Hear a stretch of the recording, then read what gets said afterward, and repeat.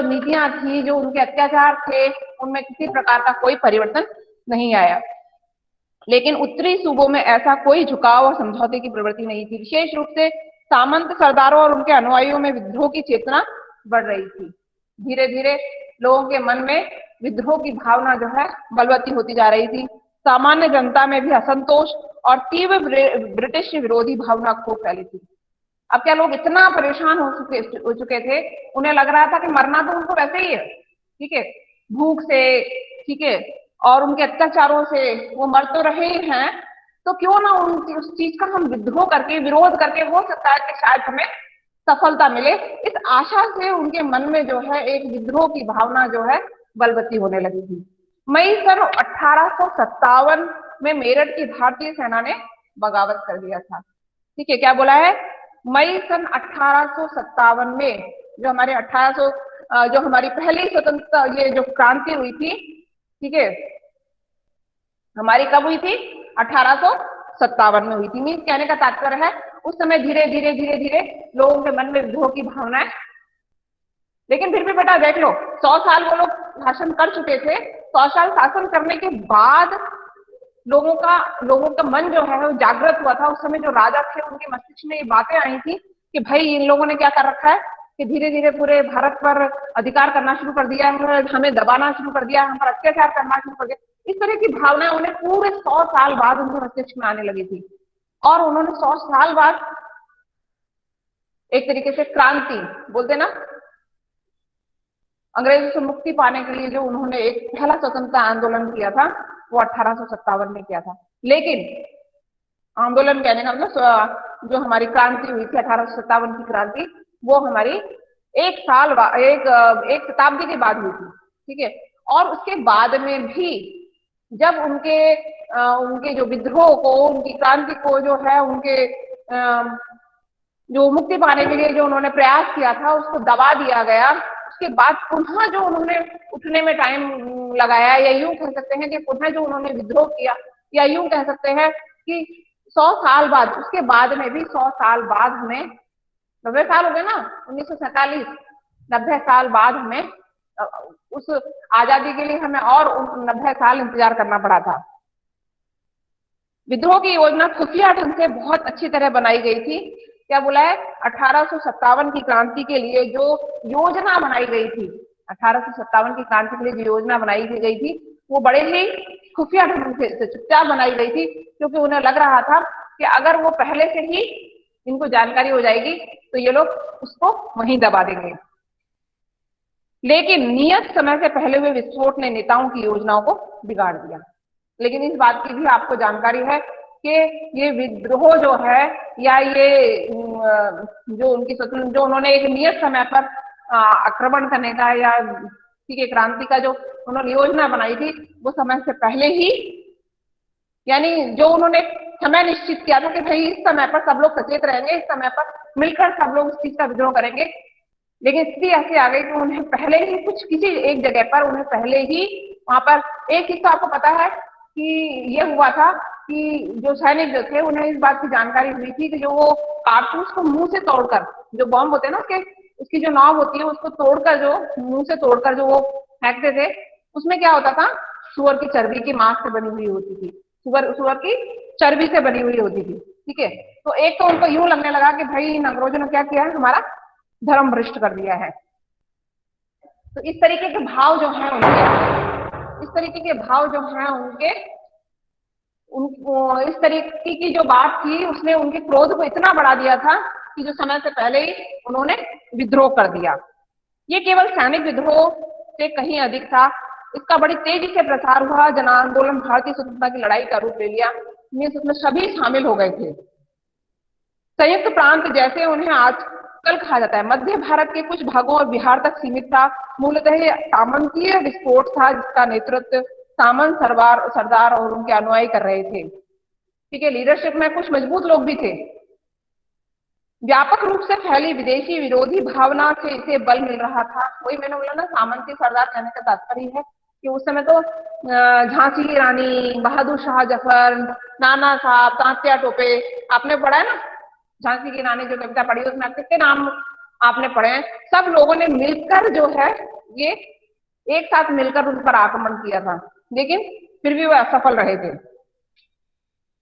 क्योंकि बेटा ऐसा नहीं था कि वो सफलता नहीं प्राप्त कर सकते थे, प्राप्त कर सकते थे, लेकिन इतना मतलब बोलते ना इतने विशाल स्तर पर होने के बाद में भी कुछ लोग ऐसे थे उस समय पर भी जो उनके विरोध में थे। हमारे देश के ही कुछ राजा हुए, कुछ सामंत हुए, कुछ साहूकार जमींदार हुए जो अपने स्वार्थ, निजी स्वार्थों के लिए अपनों से ही विद्रोह करने पर तुले रहते थे, और उनके कारण ही, ठीक है, कुछ जो है जो उन्होंने खुफिया जो उन्होंने योजनाएं बनाई थी वो लीक हुई थी, ठीक है ना। आगे लिखा है, इस विद्रोह ने ब्रिटिश शासन का पूरा दबाव डाला, अंततः इसका दमन भारतीय सहायता से किया गया।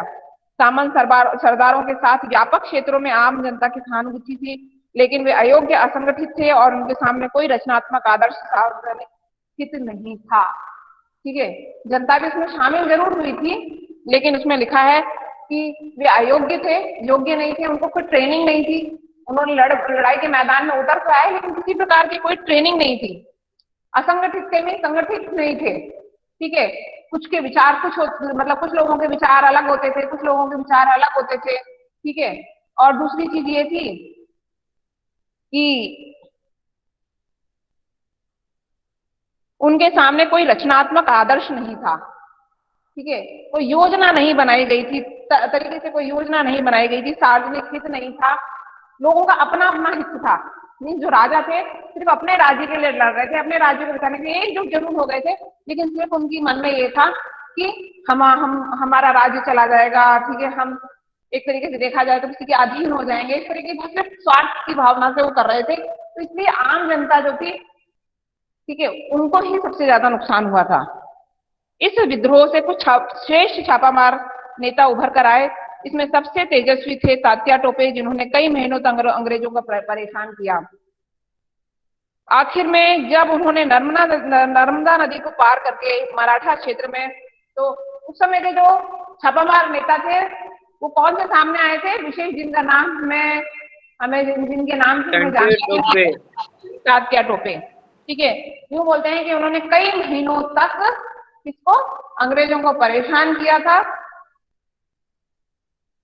लेकिन मैंने बोला ना वो इतने स्ट्रांग थे कि एक किसी व्यक्ति के, या बोलते ना, फिर मैंने वही बात बोली आप लोगों को कि क्या है, संगठित तो हुए थे, फिर भी उनके मन में स्वार्थ की भावना थी, सार्वजनिक हित की भावना नहीं थी। सार्वजनिक हित मीन्स लोगों के या देश के विकास के लिए, ठीक है, समाज के विकास के लिए वो लोग नहीं लड़ रहे थे। उनका हित क्या था, स्वार्थ हित के उद्देश्य से वो लड़ाइयां कर रहे थे, योजनाएं बना रहे थे, इसलिए उनकी योजनाएं जो है असफल हो गई, तो उनके साथ धोखा हुआ। इन सबके अलावा एक और विशिष्ट नाम जिसे आज भी आम जनता श्रद्धा पूर्वक स्मरण करती है, झांसी की रानी का है, जो 20 वर्ष की आयु में लड़ते लड़ते मारी गई थी। जिस अंग्रेज जनरल ने उसका मुकाबला किया था, उसके बारे में कहा जाता है कि वह विद्रोही नेताओं में सर्वोत्तम और सबसे बहादुर थी, ठीक है। क्या है, अंग्रेजों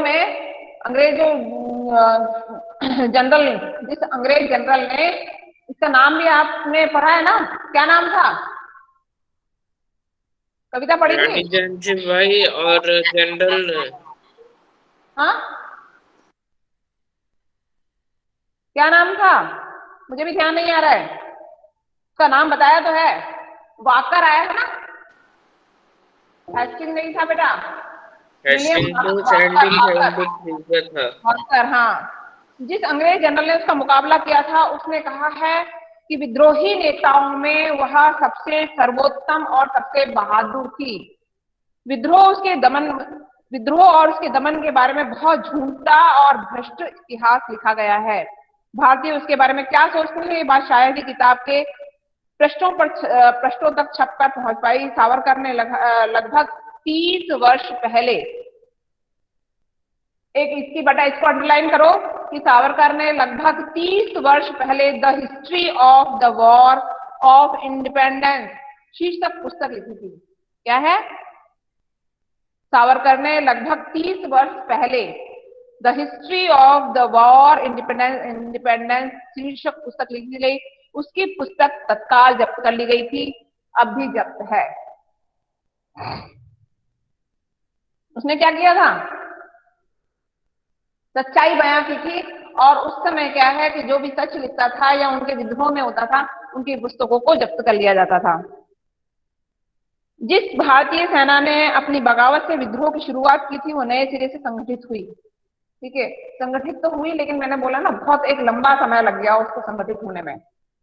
हिंदुओं और मुसलमानों में सुधारवादी और दूसरे आंदोलन। हिंदुओं और मुसलमानों में सुधारवादी आंदोलन, उनमें कुछ कुछ जो ऐसी जो चीजें थी जो समाज के लिए, देश के लिए उचित नहीं थी, इसलिए उसमें सुधार किया जाने लगा। तकनीकी परिवर्तनों और उसके परिणाम के द्वारा भारत में पश्चिम की वास्तविक टकराहट 19वीं शताब्दी में हुई थी। ठीक है, ये किस समय की बात हो रही है? 19वीं शताब्दी की बात हो रही है। विचारों के क्षेत्र में भी परिवर्तन आया, लोगों के विचारों में भी परिवर्तन आया। पहली प्रतिक्रिया अल्पसंख्यक अंग्रेज पढ़े लिखे वर्ग तक सीमित थी और उसमें लगभग हर पश्चिमी चीज के प्रति प्रशंसा का भाव था।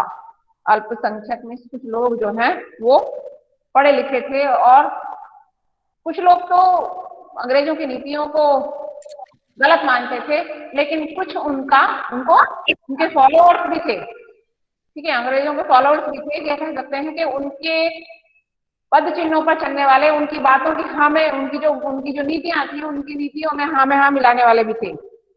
हिंदू धर्म के कुछ सामाजिक रीति रिवाजों से खिन्न होकर बहुत से हिंदू ईसाई की ओर आकर्षित हुए और बंगाल में कुछ प्रसिद्ध व्यक्तियों ने भी धर्म परिवर्तन कर लिया। राजा राममोहन राय ने हिंदू ब्रह्म समाज की स्थापना, तो ब्रह्म समाज की स्थापना किसने की थी? राजा राममोहन राय ने। ठीक है, समाज सुधार के आधार पर की थी और उनका उद्देश्य क्या था? समाज सुधार करना। और समाज सुधार के उद्देश्य से राजा राममोहन राय ने ब्रह्म समाज की स्थापना की थी।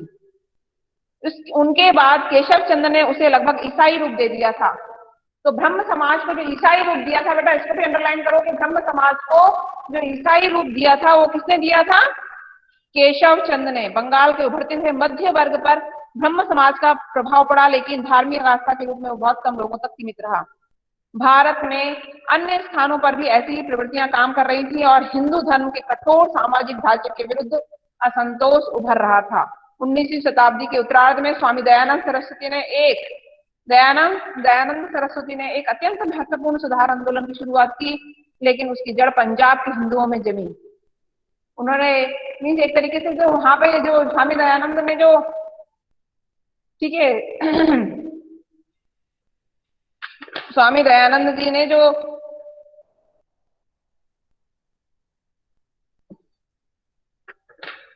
महत्वपूर्ण सुधार आंदोलन की शुरुआत की थी, उसकी जड़ कहने का मतलब है शुरुआत कहां से की थी उन्होंने? पंजाब के हिंदुओं से उन्होंने उसकी शुरुआत की थी। यह आर्य समाज का आंदोलन था, नारा था वेदों की ओर लौटो। ठीक है, ये तो हम लोगों ने पहले भी पढ़ा है कि वेदों का एकमात्र नारा कौन सा था? कि वेदों की ओर लौटो। इस नारे का वास्तविक अर्थ था वेदों के समय से आर्य धर्म में होने वाले विकास का निषेध। आर्य धर्म में होने वाले विकास का निषेध, यह बहुत महत्वपूर्ण है। इसका प्रसार मुख्य रूप से पंजाब और संयुक्त प्रदेश के हिंदू वर्ग में हुआ। एक समय ऐसा आया कि जब सरकार इसे राजनीतिक दृष्टि से क्रांतिकारी आंदोलन समझती थी। ठीक है, और सरकार से तात्पर्य ब्रिटिश सरकार ने इसे भी क्या माना? क्रांतिकारी आंदोलन का रूप दे दिया, क्रांतिकारी आंदोलन माना। और एक तरीके से देखा जाए तो उस पर भी उन्होंने प्रतिबंध लगाना आरंभ कर दिया था। लड़के लड़कियों में समान रूप से शिक्षा के प्रसार में, स्त्रियों की स्थिति का सुधार करने में और दलित जातियों के स्तर को ऊंचा उठाने में इसने बहुत अच्छा काम किया। स्वामी दयानंद सरस्वती जो है वो जाति प्रथा के विरोधी थे। ठीक है, उन्होंने स्त्रियों को शिक्षित किया जाना चाहिए। ठीक है, स्त्रियों की स्थिति को सुधारने हेतु, ठीक है, उनकी शिक्षा हेतु उन्होंने यह आंदोलन चलाया था। उनके कहने का तात्पर्य यह था कि जब तक हमारे देश की महिलाएं शिक्षित नहीं होंगी, ठीक है, उनको समान अधिकार नहीं दिए जाएंगे, तब तक हम स्वतंत्र नहीं हो सकते हैं। किसी एक चीज को पाने के लिए, एक चीज कहने का तात्पर्य आजादी को पाने के लिए, ठीक है, एक छत्र जो है, उन्होंने अंग्रेजों ने शासन जो किया है उसका कारण ये है कि वो शिक्षित थे। ठीक है, शिक्षित सिर्फ ठीक है पुरुष नहीं, उनके यहाँ की जो महिलाएं हैं वो भी, उनको समान अधिकार थे, वो पूर्णतः शिक्षित थी। लगभग स्वामी दयानंद के ही समय में बंगाल में एक दूसरे ढंग का व्यक्तित्व सामने आया और नए पढ़े लिखे वर्ग के बहुत लोगों पर उसका प्रभाव पड़ा। वे कौन थे? श्री राम कृष्ण परमहंस थे। वे सीधे साधे विद्वान नहीं थे, वे सीधे साधे विद्वान नहीं पर धर्मप्राण व्यक्ति थे, लेकिन समाज सुधार में उनकी कोई विशेष रुचि नहीं थी। ठीक है, धार्मिक थे। श्री रामकृष्ण परमहंस जो थे धार्मिक थे, उनकी समाज सुधार में कोई रुचि नहीं थी। वे सीधे चैतन्य और भारत के अन्य संतों की परंपरा में आते हैं। ठीक है, साथ ही वे एक तरीके से संत प्रवृत्ति वाले थे। वे मुख्यतः धार्मिक थे पर साथ ही बहुत उदार थे। धार्मिक तो थे, लेकिन उस समय धार्मिक व्यक्ति की आवश्यकता नहीं थी बेटा, समाज सुधार वाले लोगों की आवश्यकता थी। ठीक है, लोगों को जागृत करने वाले लोगों की आवश्यकता थी। नेक्स्ट है बेटा हमारा कि वे मुख्यतः धार्मिक थे पर उदार। आत्म साक्षात्कार की खोज में वे मुसलमानों और ईसाई तत्व ज्ञानियों तक से मिले। आत्म साक्षात्कार, आत्म साक्षात्कार बोलते हैं कि खुद को जानने के लिए, ठीक है, खुद में क्या सुधार किया जा सकता है। आत्म साक्षात्कार मीन वो कैसे हैं, ठीक है, उनमें क्या है, ठीक है, उस चीज की जानकारी के लिए वो मुसलमान और ईसाई तत्व ज्ञानियों से भी मिले, उनसे भी वे मिले और उन्होंने जो चीजें उनको, ठीक है, व्यक्ति वही सीखता है बेटा जो उसके मस्तिष्क में होता है। ठीक है, कुछ अलग नहीं सीखता है, उसको जो सीखने की इच्छा होती है। ठीक है, जिस चीज के विरोध में वो खड़ा रहेगा, उस जिस चीज के विरोध में वो होगा ना, उसको अगर कोई दूसरा भी व्यक्ति समझाने का प्रयास करेगा तो वो कभी नहीं समझेगा उस चीज को। उनमें से कुछ लोग कुछ समय श्री रामकृष्ण के साथ रहे। वे कलकत्ता के निकट दक्षिणेश्वर में बस गए और उनके असाधारण व्यक्तित्व और चरित्र की ओर लोगों का ध्यान आकर्षित होने लगा। उस समय तो मैंने बोला ना, वो एक तरीके से देखा जाए तो भेड़ चाल थी। कोई एक ने, किसी ने कोई आंदोलन शुरू किया, पीछे पीछे सब लोग उनके पीछे उलटे थे, चाहे वो सही हो चाहे गलत हो। धार्मिक विश्वास की बुनियादी बातों पर बल देते हुए उन्होंने हिंदू धर्म और दर्शन के विविध पक्षों का आपस में जोड़ा। उन्होंने दूसरे धर्मों को भी अपने क्षेत्र में ले लिया। वे हर तरह की सांप्रदायिकता के विरोधी थे। उन्होंने इस बात पर बल दिया कि सभी मार्ग सत्य की ओर जाते हैं। मीन्स आप कोई भी मार्ग अपना लो, वो सत्य की ओर ही जाता है, लेकिन हमारा मन इस बात की गवाही नहीं देता। ठीक है, हमारा मन इस बात की गवाही नहीं देता। उन्होंने जो कहा कि हर मार्ग जो है, चाहे आप धार्मिक मार्ग अपना लो या कोई भी मार्ग अपना लो, अगर हमने संसार में, हमारा कहने का तात्पर्य, मैं अपने विचारों से तो यही कहूंगी कि व्यक्ति को इस संसार में, जो हर व्यक्ति जो आया है इस संसार में, किसी कर्म को पूरा करने के उद्देश्य से आया है। जब तक आपने अपने कर्मों को पूरा, एक अपने कार्य जो है आपके, ठीक है, निश्चित जो ईश्वर ने आपको कार्य दिए, अगर आप उनको सही ढंग से पूरा नहीं करते हो तो आपका जीवन सफल नहीं है। आधुनिक जीवन के संदर्भ में उन्हें समझना कठिन था, फिर भी वे भारत के बहुरंगी साक्ष्य के अनुरूप थे। बहुत से लोग जिन्होंने उन्हें कभी नहीं देखा, उनके जीवन कथा से प्रभावित हुए। इस वर्ग में रोमियो रेला। ठीक है, आगे देखो, विवेकानंद ने अपने गुरु भाइयों के सहयोग से रामकृष्ण मिशन की स्थापना की। क्या लिखा है? विवेकानंद ने अपने गुरु भाइयों के सहयोग से रामकृष्ण मिशन की स्थापना की, जिसमें सांप्रदायिकता नहीं थी। सांप्रदायिकता कहने का तात्पर्य यह है कि कोई धर्म भेद नहीं था, धार्मिक बंधन नहीं था, जाति बंधन नहीं था। विवेकानंद के पास अतीत का आधार था, इसीलिए वे इतने पॉपुलर हुए। ठीक है, उन्हें भारत की विरासत पर गर्व था, फिर भी जीवन की समस्याओं के प्रति उनका दृष्टिकोण आधुनिक था और वे भारत के अतीत और वर्तमान के बीच एक तरह से सेतु में पुल का कार्य, ठीक है, लोगों को बांधने का कार्य जो है वो उन्होंने शुरू किया। वे बंगला और अंग्रेजी के ओजस्वी वक्ता थे। ठीक है, यानी कि उनका जो था बांग्ला और कौन है,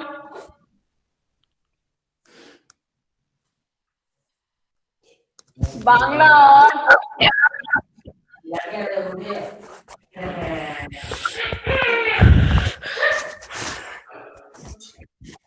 बांग क्या है उनका जो एक तरीके से कंट्रोल था, या ये बोल सकते हैं कि हम भली भांति जो लोगों को समझा पाते थे, किन भाषाओं में ज्यादा अच्छी तरीके से समझा पाते थे, वो बांग्ला और अंग्रेजी भाषा के वक्ता थे। मीन्स उसमें वो प्रवचन दिया करते थे, बोला करते थे, भाषण दिया करते थे, ठीक है, लोगों तक अपने विचारों को पहुंचाया करते थे। गद्य और ललित कविता के लेखक थे। वे सुंदर व्यक्तित्व के धनी थे, रोबीले, शालीन और गरिमावान। उन्हें अपने और अपने मिशन पर भरोसा था। उन्होंने जिस मिशन की, रामकिशन मिशन जो उन्होंने तैयार किया था, उनका जो मिशन था, ठीक है, लोगों में एक तरीके से देखा जाए तो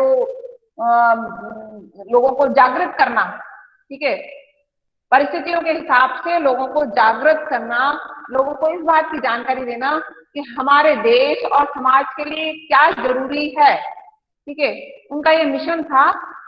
और धार्मिक, किसी प्रकार का जो है धार्मिक भेदभाव लोगों के मन में नहीं होना चाहिए, जाति भेदभाव नहीं होना चाहिए, इस तरीके के विचारों को जो लेकर वो चले थे, उनको लोगों तक पहुंचाने का कार्य करते थे, उन विचारों को लोगों तक पहुंचाने का कार्य करते थे। उन्होंने वेदांत के अद्वैत दर्शन के एकेश्वरवाद का उपदेश दिया। उन्हें विश्वास था कि विचारशील मानवता के भविष्य के लिए यही एकमात्र धर्म हो सकता है। उनके अनुसार वर्ण व्यवस्था एक तरह की सामाजिक व्यवस्था है जो धर्म से अलग थी और अलग ही रहनी चाहिए। सामाजिक संगठन को समय के परिवर्तन के साथ बदलना नहीं चाहिए। विवेकानंद ने कर्मकांड के निरर्थक तात्विक विवेचनों और तर्कों की घोर निंदा की, विशेषकर ऊंची जाति की छुआछूत की, ठीक है, वो तो बार बार पहले भी हम लोग बता चुके हैं कि उनका उद्देश्य क्या था, कि जाति बंधन नहीं होना चाहिए, धर्म बंधन नहीं होना चाहिए।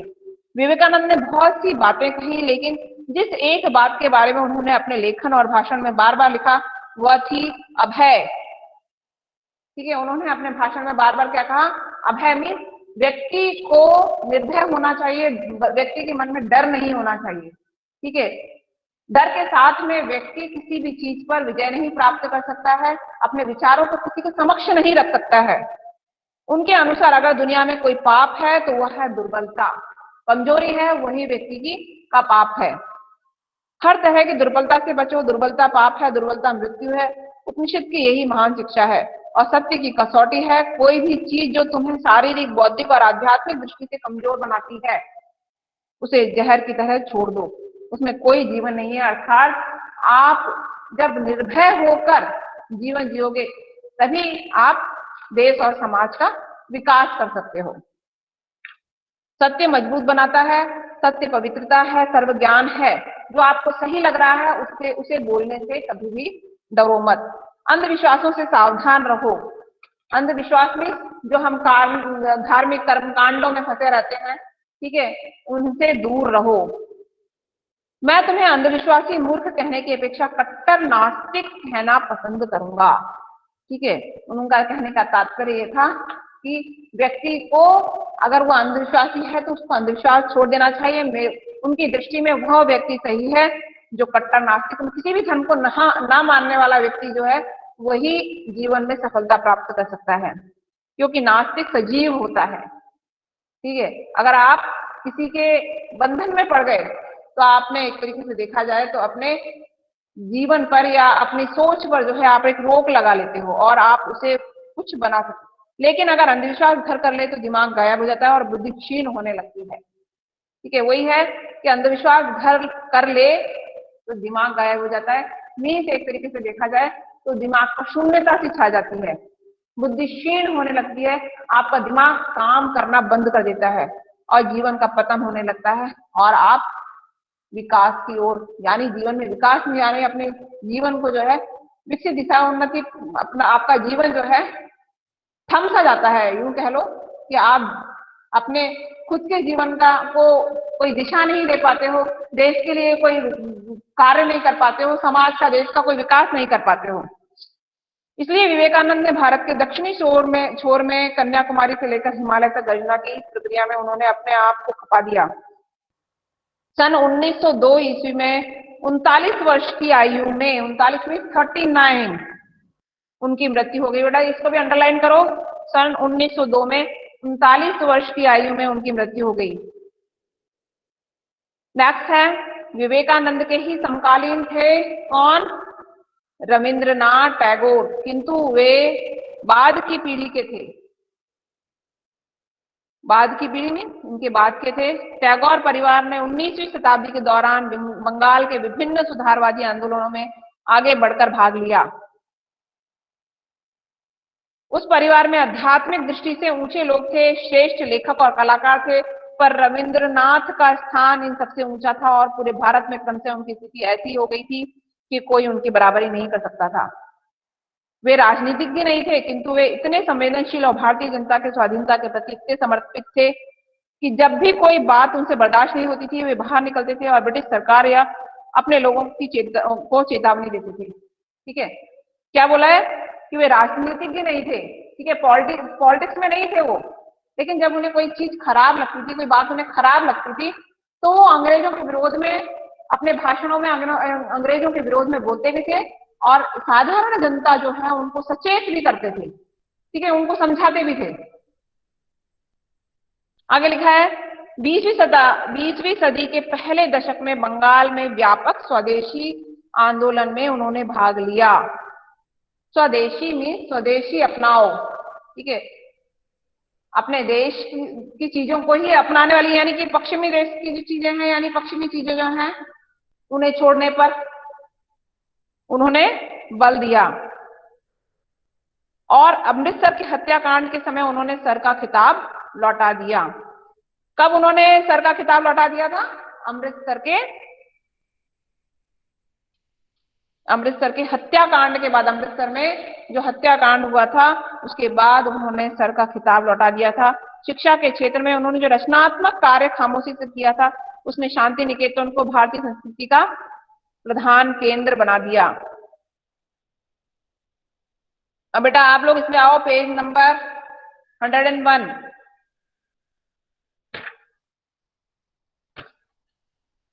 101 पेज नंबर पे अपना फर्स्ट पैराग्राफ है। 20वीं शताब्दी के पूर्वार्ध में टैगोर और गांधी निसंदेह भारत के दो विशिष्ट और प्रभावशाली व्यक्तित्व थे।